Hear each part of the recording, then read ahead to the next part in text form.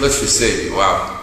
It's a long answer, but I'll be brief. Lotfi Saibi is a Tunisian first, American second. I always say my heart is Tunisian, my brain is American. So I am now back living in Tunis. I have been to the United States for the last 32 years. I've done many things there.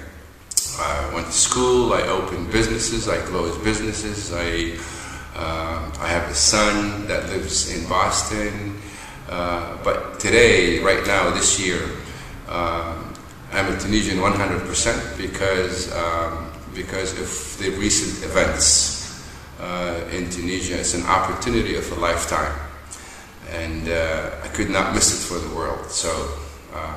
So Lotfi Saibi is here to participate and help propel the revolution to new dimensions. Oh, in a very quick nutshell, I majored in applied mathematics, so I have a degree in applied mathematics. Then I went to Harvard, from the University of Massachusetts in Boston.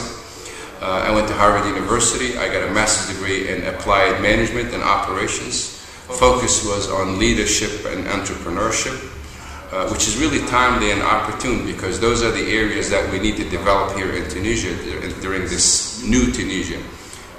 Term leadership is a new term, so we have to explain the process of creating leaders among the youth of Tunisia. Entrepreneurship is an esprit of entrepreneurship that has not existed before because Tunisians were not encouraged to think on their own and begin their own enterprises, small and big. And so my objective really right now is to work with the young Tunisians, especially the ones that are out of school, out of universities, and who are looking for someone to give them a hand, and that someone generally has been the government, while the government no longer is in the business of providing jobs because the government mentally, intellectually, and financially is bankrupt. So we have to teach the young Tunisians how to think of their own, create their own enterprises, begin small, think big, and have a dream and follow their dream. So that's really what I'm here to do more than anything else. There's a big problem with the disparity between the regions in Tunisia. I have just recently finished a tour. I did about 15 universities in about 12 gouvernorats in Tunisia. For me personally, it is nothing new. I've been aware of this since the 70s. Most Tunisians today are surprised about this inequality and social injustice. I grew up in the gouverneur of Sidi Bouzid, so I spent the first 15 years of my life in Jelma, which is a small delegation in the gouverneur of Sidi Bouzid. So, in my opinion, there have been, and I have known, thousands of Mohamed Bouazizis. The difference is they were sane, they did not burn themselves. But unfortunately, it took an act of heroism to bring attention to that. But people of those regions, Qasrine, Sidi Bouzid, Tell, all the way Kef, Jandouba, have always suffered of this social inequality, and I hope that we are aware now of what social equality means and what we need to do as a new government. So I am hoping that the new government, along with the awareness of the people themselves, combined together would create some equality in opportunities, especially and awareness.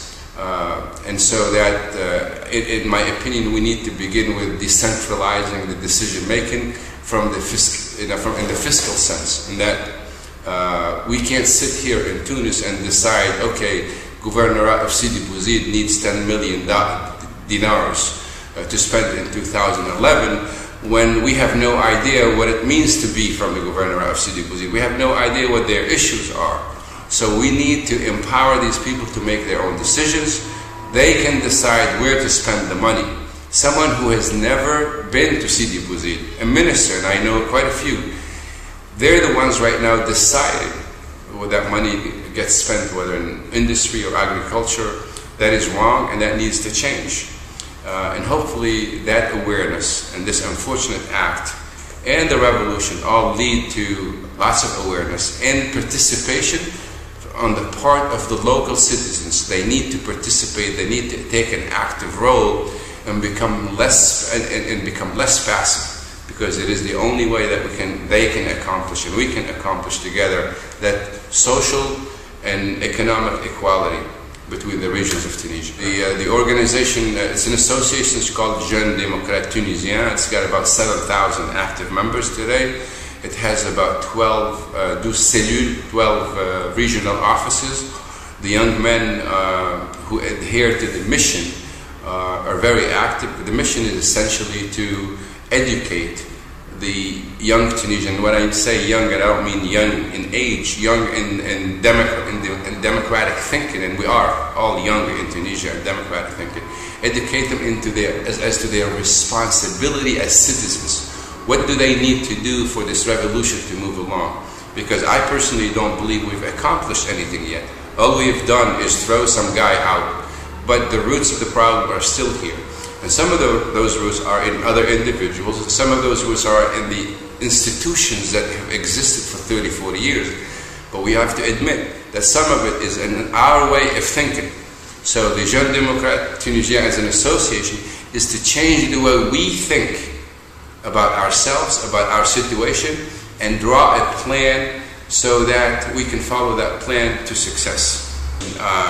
I have just returned from the States only the day before yesterday, and there was a similar question being asked, and my answer is the West needs to demonstrate to the Arab world, and specifically the Muslim world, that it is not being hypocritical about its interest in peace and democracy.